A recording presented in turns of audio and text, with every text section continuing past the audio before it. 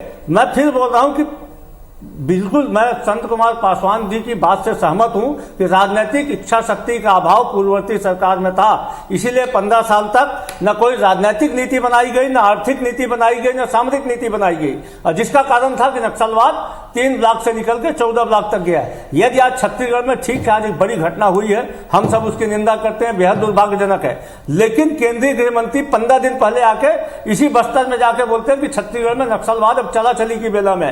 CRPF के DGP आके इसी बस्तर में बोलते हैं कि छत्तीसगढ़ में नक्सलवाद कभी भी पैकअप हो सकता है। केंद्रीय गृह राज्य मंत्री राज्यसभा में बोलते हैं छत्तीसगढ़ में नक्सलवादी घटनाओं में 82% तक की कमी आई है। और मैं आंकड़े बताते हैं कि 2018 के पहले जो प्रतिवर्ष 500 से 600 घटनाएं होती थी, 2022 में वो घटनाएं आके 134 में सिमटी हुई है। तो छत्तीसगढ़ में हमारी सरकार बनने के बाद जो वहां के आम आदमी का भरोसा पैदा हुआ है, आज नक्सलवादी अदालत लगा के आम आदमी की हत्या करने की साहस नहीं जुटा पा रहे हैं। चोरी छुपे एम्बुश लगा के हमारे जवानों पे उन्होंने कायरतापूर्वक आक्रमण किया है। निश्चित तौर पर उसका भी मुकाबला किया जाएगा और इस नक्सलवाद को नेस्तनाबूद किया जाएगा, लेकिन इस बात से इनकार नहीं किया जा सकता। और इस बात से यदि इनकार किया जाता है तो हमारे जवानों की जाबाजी पर सवाल खड़ा करने की कोशिश की जा रही है कि छत्तीसगढ़ में नक्सलवाद नेस्तनाबूद होने के कगार में है। छत्तीसगढ़ में नक्सलवाद लगभग समाप्ति की ओर है और छत्तीसगढ़ से नक्सली भाग के सीमांत जिलों के सीमांत राज्यों ठीक है, समाप्ति की ओर है। हम नहीं बोल रहे, आंकड़े बता रहे हैं बस्तर में जिस प्रकार से सुशील जी, लेकिन 15 साल तक 3 अप्रैल 2021 भी आपके सामने है और 2023 भी आपके सामने है। सुशील जी, मैं मानता हूं नवीन मार्कंडे जी वो तो कह रहे हैं कि कम हो रही है लगातार जब से हमारी सरकार आई है, घट रही है। आप भी लोकसभा में प्रश्न करते हैं, टारगेट किलिंग की बात करते हैं। ये नक्सलवाद खत्म हो, इस पर बात क्यों नहीं हो रही है?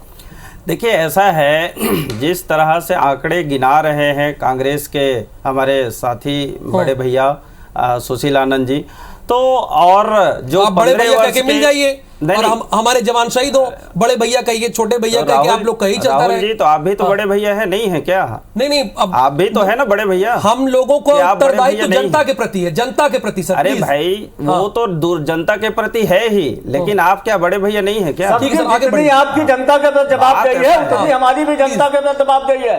यदि आप टीवी चैनल में बैठ के जनता के प्रति अपनी जवाबदेही समझ सकते हैं तो हम जनता के बीच में जाकर जनता के प्रति हमको भी अपनी जवाबदेही समझ में आती है। निश्चित तौर पर छत्तीसगढ़ में नक्सलवादी घटनाओं में कमी हुई, इसके लिए माफ करिएगा। मैं फिर आपको बोल रहा हूं, अध्ययन करने की आवश्यकता पड़ेगी, आपको आंकड़े देखने होंगे। देखिए, ऐसा है कि ये आंकड़े, मैं उसी चीज को कह रहा हूं सुशील आनंद जी, जिस तरह से आंकड़ों की बाजीगरी दिखा रहे हैं शहादत के समय में, वो कतई स्वीकार्य नहीं है। इसलिए स्वीकार्य नहीं है कि अगर मैं चाहूं तो मैं कहूंगा कि 2003 से अगर पीछे जाके देखते हैं तो कांग्रेस की सरकार थी, उससे पहले भी जाकर देखते हैं तो कांग्रेस की सरकार थी। अगर नक्सल ने पनपा, बीजारोपण हुआ, इतना बड़ा एक रैकेट बना, इतना बड़ा घटना कर रहा है और देश में एक तरह से ये नक्सली और भी कई राज्यों में फैले हुए और इस तरह से घटनाओं को अंजाम देता है, उस समय भी कांग्रेस की सरकार थी। अगर इसको बीजारोपण होने से पहले ही वहां दबा दिया होता, कांग्रेस उसके खिलाफ लड़ाई लड़ता, तो आज ये दिन देखना नहीं पड़ता।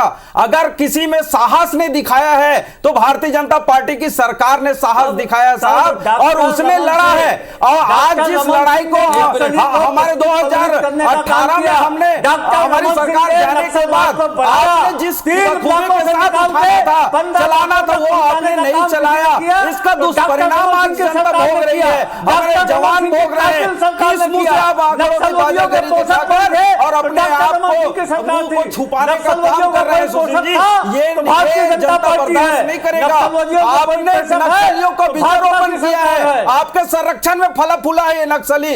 आज भी जब आपकी सरकार बनी तो आपने नक्सलियों को जो जेल में बंद था उसको छोड़े हैं। आप इसके दोषी हैं और इसी के कारण से आज जो घटनाएं जो बढ़ी है, जो घटनाएं हो रही है, उसका सीधा दोष भूपेश सरकार है और वो उसकी इच्छा शक्ति नहीं है इसको लड़ाई लड़ने के लिए।